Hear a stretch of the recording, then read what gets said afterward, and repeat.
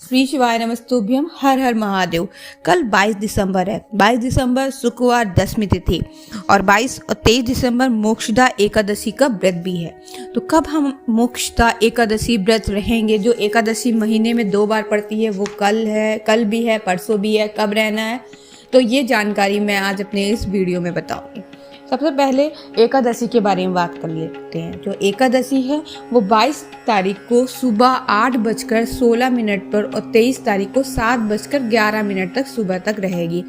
हम लोग जो एकादशी होती है ये सब उदया तिथि की एकादशी मानी जाती है, इसलिए हम लोग उदया तिथि की एकादशी जो है 23 दिसंबर को एकादशी, जो मोक्षदा एकादशी व्रत है, तो वो 23 तारीख को करेंगे। तो ये कुछ 2 उपाय मैं आपको अपने इस वीडियो में बताऊंगी, जो आपको कल यानी शुक्रवार दशमी तिथि वाले दिन करना होगा, और 23 तारीख जो एकादशी के जो लोग व्रत रहते हैं उनके लिए 2 उपाय बताऊंगी। एकादशी वर्ष में जो वर्ष भर रहती है, लेकिन जो कल की एकादशी है साल की आखिरी एकादशी परसों 23 तारीख को, कुछ लोग 22 तारीख को भी रख लेते हैं, रख सकते हैं, तो 22-23 दोनों दिन रहेगी, पर उदया तिथि की शुभ मानी जाती है। तो 22 दिसंबर शुक्रवार दशमी तिथि का उपाय क्या है? आपको उपाय है 5 कनेर के फूल का उपाय है। ये पूज्य पंडित प्रदीप जी मिश्रा ने अपने शिव महापुराण कथा में इस उपाय को बताया था। यह उपाय आपको विशेष कामना के लिए, आपकी कोई विशेष कामना है, आपका कोई काम है जो बहुत दिन से आप प्रयास कर रहे हैं, वो काम अटक रहा है, या कहीं से आप सोच रहे हैं कि ये काम बस मेरा किसी तरीके से हो जाए, तो आप ये 5 कनेर के फूल का उपाय अवश्य करें। ये इसमें आपको क्या करना है, आपको कनेर का फूल लेना है 5, 6, 7, 8 जितना मन चाहे आप 5। मैंने 5 इसलिए बोला है कि अगर आपको कनेर का फूल नहीं मिलता तो 5 आपके पास होने ही चाहिए। 5, 50, 100 जितने मिलते हैं बहुत बढ़िया है। कनेर का फूल बताते हैं विशेष मनोकामना के लिए बहुत ही अच्छा होता है। आपको क्या करना है, कनेर का फूल लेने हैं, एक लोटा तांबे का या स्टील का, आपको 2 लोटे भर के जल लेना है। चाहे आप दोनों लोटे तांबे के ले ले, चाहे दोनों लोटे आप स्टील के ले ले, या तांबा या स्टील कुछ भी कर सकते हैं, या दोनों एक स्टील एक तांबे का कर ले अगर आपके पास 2 स्टील के लोटे नहीं हैं। आपको क्या करना है, पहुंच जाना है शिव मंदिर में। शिव मंदिर में पहुंचकर अगर आप शिव मंदिर नहीं जा सकते तो ये उपाय अपने घर पर ही कर सकते हैं। तो आपको कनेर के पुष्प ले जाने हैं, 2 लोटे जल ले जाने हैं। जल ले जाकर शिव मंदिर में जाइएगा। शिव पहले जब लेकर जाएंगे तो वो जो 2 जल लेकर गए हैं, सबसे पहले वो 2 जल आप जो 2 लोटा जल ले गए वो आप शिवलिंग पर समर्पित कर दीजिएगा।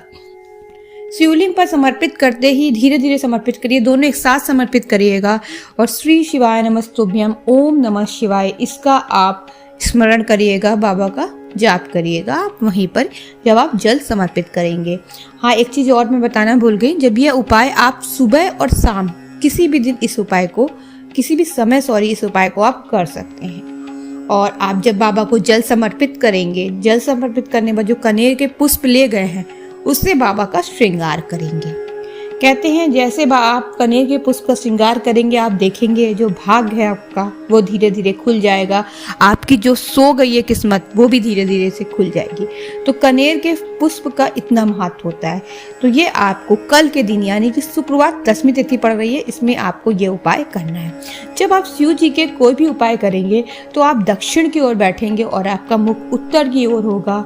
उत्तर की ओर रहता है तो अच्छा माना जाता है। मान लीजिए आप कोई शिव गए मंदिर में बहुत भीड़ है, तो आप ऐसा नहीं है कि आप वहीं उत्तर की ओर मुँह करके ही करें, तो आप फिर कोई भी कहीं भी बैठ के ये उपाय को कर सकते हैं। तो ये पहला उपाय है विशेष मनोकामना के लिए। दूसरा उपाय है धन प्राप्ति, कर्ज मुक्ति के और लक्ष्मी प्राप्ति के लिए उपाय। इसमें आपको एकादशी वाले दिन ये उपाय करने हैं 23 तारीख को। 22 तारीख को भी कर सकते हैं और 23 तारीख को भी कर सकते हैं। आप क्या करेंगे, एक कलश लेंगे, उसमें गंगा जल ले। अगर आपके पास इतना गंगा जल नहीं है कि आप पूरा लोटे भर गंगा जल ले, तो आप एक जल लेंगे, जल में 2-3 बूंद गंगा जल की डाल लेंगे, उससे ही उपाय कर सकते हैं। अगर गंगा जल नहीं मिल रहा है ही नहीं गंगा जल, तो आप सादा जल भी अपने घर से ले सकते हैं। तो एक कलश लेंगे, उसमें जल लेंगे और 7 बेलपत्र उस कलश में डाल देंगे। उस जल के पात्र में आप 7 बेलपत्र डाल देंगे और पहुंच जाएंगे शिव मंदिर। पहुंचने के बाद नंदी भगवान का जो उठा हुआ पाव, आप देखते हैं नंदी भगवान का उठा पाव, वहाँ पे वो जो जल ले गए हैं कलश वाला, उस जल को समर्पित करेंगे। बेलपत्र नंदी भगवान को समर्पित नहीं करना है, सिर्फ जल समर्पित करना है। बेलपत्र शिवलिंग पर बेलपत्र समर्पित करेंगे। श्री शिवाय नमस्तुभ्यम ओम नमः शिवाय का जाप करेंगे। जाप करने के बाद आप देखेंगे कि आपका जो भी काम है, धन प्राप्ति से लेकर कर्ज मुक्ति, लक्ष्मी की प्राप्ति ही नहीं हो रही है, धन का आगमन ही कहीं से नहीं हो रहा है, और पैसा है कि आए दिन खर्चा हो रहा है, कहीं से बरकत नहीं हो रही, तो आप देखेंगे 4 से 5 एकादशी ये आप उपाय करके देखिएगा, आपका काम सफल होगा। यह उपाय पूज्य पंडित प्रदीप जी मिश्रा के जो शिव महापुराण कथा में उन्होंने ये उपाय को बताया था। ये 2 उपाय आप अवश्य करें। श्री शिवाय नमस्तुभ्यम। हर हर